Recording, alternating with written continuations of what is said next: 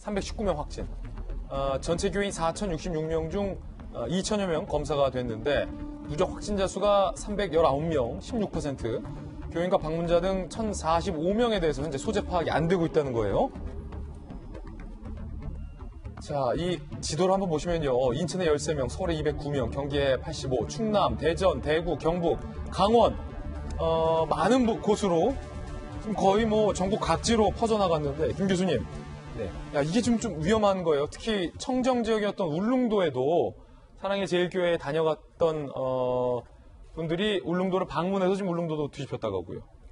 지금 뭐 일단 사랑제일교회 그 자체만으로 보면 이제 신도랑 방문자를 포함해서 약 4천여 명 정도가 된다라고 얘기를 하고 있는데 그 중에 한 1,000여 명은 현재 신원 파악이 안 된다라고 얘기를 하고 있습니다. 그리고 지금 처음에 지금 양성률이 16%라고 말씀을 하셨는데 그래서 현재 한 300여 명 정도 확진이 됐거든요.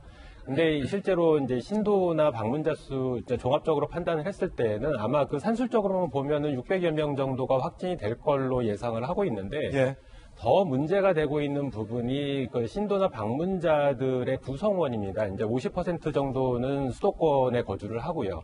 그 나머지 한 1,400여 명 정도가 타 시도에 거주를 하고 있거든요. 네. 그중에 600여 명은 아예 주소가 파악이 안 되고 있답니다. 그러니까 여기에 분명히 감염이 되신 분들이 계실 걸로 판단이 되고 이분들이 거주지로 돌아갔을 때 지금 방금 전에 말씀하신 것처럼 전국적인 확산의 조짐을 보이고 있는 상황입니다. 그래서 앞으로 이러한 전국적으로 지금 사랑제일교회발 감염자가 크게 증가할 걸로 저는 보고 있고요. 예. 더군다나 앞서 말씀하신 광화문 집회 같은 경우에도 지금 뭐 그 주최 측 추산이 한 5만여 명 된다라고 하는데 예.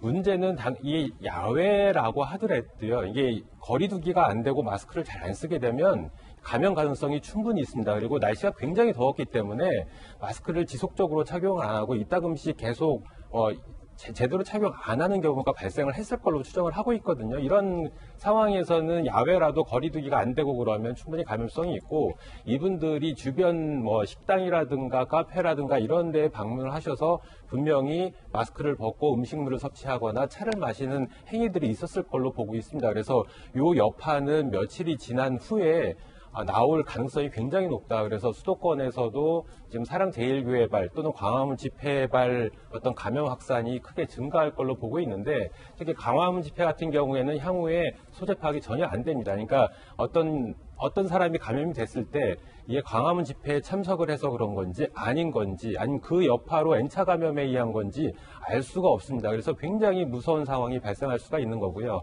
더군다나 최근에 그 감염원을 모르는 그러니까 소위 얘기하는 깜깜이 감염 환자가 과거에 10%대에서 6%로 줄었다가 최근에 14%로 크게 증가를 했거든요.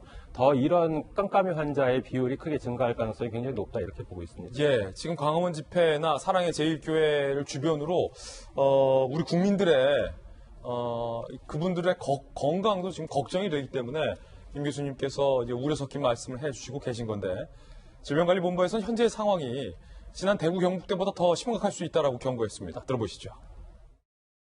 검사를 받은 2천여 명 가운데 양성 판정을 받은 사람은 312명이며 양성률이 16.1%로 높아서 신속한 검사와 격리가 요구됩니다. 그러나 명단이 부정확해서 모든 교인들을 찾아 격리하는데 어려움이 매우 크고 현재의 서울 경기 상황은 지난 2월 3월 대구 경북의 집단 감염 사태를 떠올리게 하지만 그때보다 더 위험한 요소를 지니고 있습니다. 사랑의 제일교회 발 확진이 이렇게 퍼지고 있는데 서울시의 책임도 도마 위에 올랐습니다. 서울시가 도대체 뭘 하고 있었느냐라는 비판입니다. 사랑제일교회 첫 확진 11일 만에야 지난 2일 사랑제일교회 관련 첫 확진자가 발생했는데 서울시가 집합금지 행정명령을 내리지 않았다는 겁니다. 13일이 되도록 사랑제일교회에서 확진자가 발생된 11일째 돼서야 그제서야 서울시가 시설 폐쇄 명령을 내렸다? 너무 늦장 대응이라는 거죠. 지난 9일에 확진자 발생 일주일 뒤 참여교인 1,897명 주일 예배를 진행했습니다. 어찌 보면 지금 뭐 정부나 보건당국에서 사랑제일교회의 탓으로 돌리는 듯한 행태에서 과연 정부와 서울시의 책임은 자유로운가와 관련된 문제점도 지금 같이 제기되고 있는 건데, 사실은 박용진 의원님, 사랑제일교회 교인들 모두가 다 확진이 아니기 때문에 저것이 뭐 코로나19의 근원지인 것처럼 규정하는 것도 분명 문제이고, 왜냐하면 우리가 앞서서 정광훈 목사나 사랑제일교회의 부주의함에 대해서 많은 분들이 지적을 해주셨으니까, 그렇지 않은 성실하고 일반적인 신도들은 서울시에서 뭐 집회 취소나 폐쇄 명령도 안 내렸으니까 가도 되나 보다 하고 본인의 개인적 종교 생활을 했던 분도 상당수일 것 같은데, 서울시가 왜 이렇게 2일에 확진자가 처음 나왔는데 13일까지 11일을 뜸을 들인 겁니까? 뜸 들일 필요가 있었나요? 방역당국, 서울시도 역시 방역 관련해서 본부가 만들어져 있고요. 거기서 전문가들의 의견을 취합해서 관련 결정들을 내리고 있는 것으로 알고 있습니다. 예. 그렇기 때문에 그런 기준에 적합한지를 판단을 해서 저런 결정들을 했을 거라고 보는데, 결과적으로 돌이켜보면 뼈아픈 부분이 있는 거죠. 다만 이상하게 사랑제일교회가 마치 반정부의 어떤 뭐 온상, 본부 이런 역할, 센터 역할을 하는 것처럼 되면서 이 방역 관련해서도 당국과 협조가 잘 되고 있지 않고, 또 그 과정에서도 좀 이렇게 말도 되지 않는 이런 언사들, 아까 뭐 집회 때 정광훈 목사가 하시는 말씀 들으셨겠습니다만, 누군가 바이러스를 갖다 퍼뜨리고 있다 이런 식으로 비상식적인 이야기들을 하면서 신도들에게 잘못된 상식을 전파했을 가능성도 상당히 높습니다. 그리고 협조를 제대로 하지 않고 방역 수칙을 제대로 지키지 않는 등의 여러 모습들이 보였다고 하는 건 그동안 여러 뉴스를 통해서 예배 현장에 참여하거나 지켜봤던 기자들의 보도를 통해서도 확인이 되는 바들이 있어서요. 그런 부분들은 좀 지적을 하지 않을 수 없습니다. 어쩌다가 말이죠.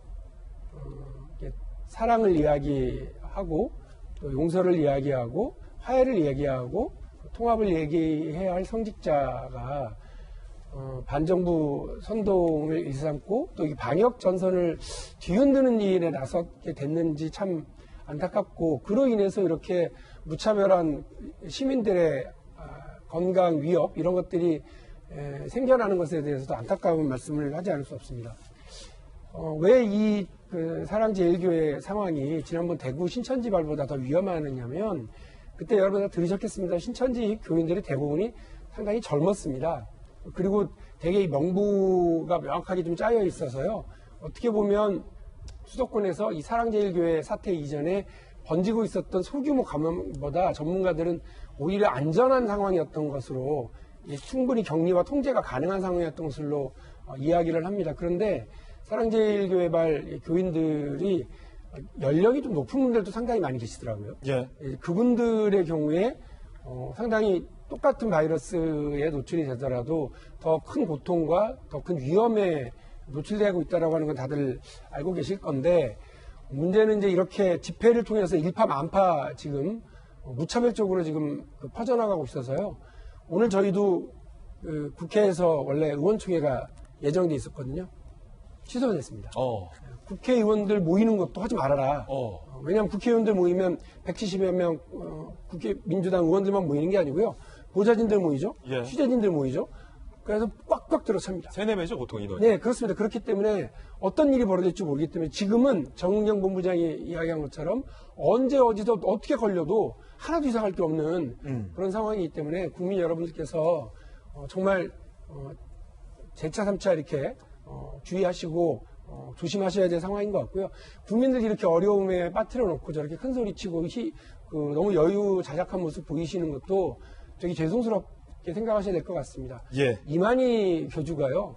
그래도 그 고령에 무릎을 꿇고 인사를 하고 국민들에게 사죄를 했었던 것에 비하면 국민들이 왜 지금 정광훈 목사한테 더 분노할 수밖에 없는지에 대해서 잘 생각해 보셨으면 하는 거고요. 서울시가 한 가지 이런 상황에 대비한 것은 있습니다. 서울 의료원 전체 병상을 다 비우고요. 지금 전체 코로나 대유행을 했을 때를 대비해서 전체 병상을 비우고 지금 대비는 해놓고 있다고는 들었거든요. 그러나 지금 이 상황이 계속되면 그것도 역부족일 거라고 하는 보도가 있는 걸로 봐서는 정말 조심조심 다 같이 해주시는 방법밖에 없겠다는 생각입니다. 예, 박용진 의원의 어쨌든 개인적인 견해 들어봤고요. 지금 서울시가 11일 동안 아무런 조치를 사실상 취하지 않은 것과 관련돼서 논란이 되고 있고, 특히 김병인 박사님, 어제도 저희 잠깐 이야기 나눠봤습니다만, 특히 코로나19 국면과 관련해서 정부 내에서 두 가지 목소리가 나가서 국민들이 상당히 좀 혼란스러웠던 측면에 대한 제기도 계속 오늘도 이어지고 있거든요. 예컨대 소비 쿠폰, 외식 쿠폰, 뭐 배달원을 직접 만나서 카드로 결제하라라고 통보를 했을 그 시점에 사실은 방역 당국에서는 외출을 자제하라라는 메시지가 나가서 국민들을 상당히 혼란케 했는데, 사실 서울시가 사랑제일교회의 확진자가 처음에 나왔을 때 많은 전문가분들이 우려했었던 바가 있었기 때문에 그때 신속하게 서울시의 의무를 다 했더라면 어땠을까라는 아쉬움이 듭니다. 왜냐하면 사랑제일교회 확진자들도 서울 시민들이고 국민들 아닙니까? 맞습니다. 서울시를 비롯한 방역 당국이 주체이기 때문에 이런 경우에서 뭔가 국민들의 건강을 해칠 수 있는 일이 발생했다면 보다 신속한 조처를 해야 되는 건 매우 당연한 일일 텐데요. 우리가 지난주 금요일 제가 이 자리 돌직구쇼의 방송에 나왔었는데, 그때 긴급 속보를 통해서 100명이 넘는 확진자가 발생한다라고 얘기가 나왔을 때부터 이게 뭔가 심상치 않구나. 제2차 대응의 전조가 보이는구나라고 하면서 코로나에 대한 위기감들이 고조되기 시작했습니다. 예. 그 바로 전전날로 돌아가게 되면 이미 코로나19에 대한 여러 가지 위기보다는 오히려 경제를 좀 살리고 뭔가 다시 정상적인 일상으로 돌아가는 것 같은 분위기가 사회 전반에 깔려 있었거든요. 어제는 대체 휴일이었습니다. 이 대체 휴일을 지정하는 과정 속에서도 결국은 국민들이 어느 정도 휴가를 통한 여가를 좀 즐기면서도 경제를 살릴 수 있는 정부의 마음들, 이런 것들이 있었을 것이고요.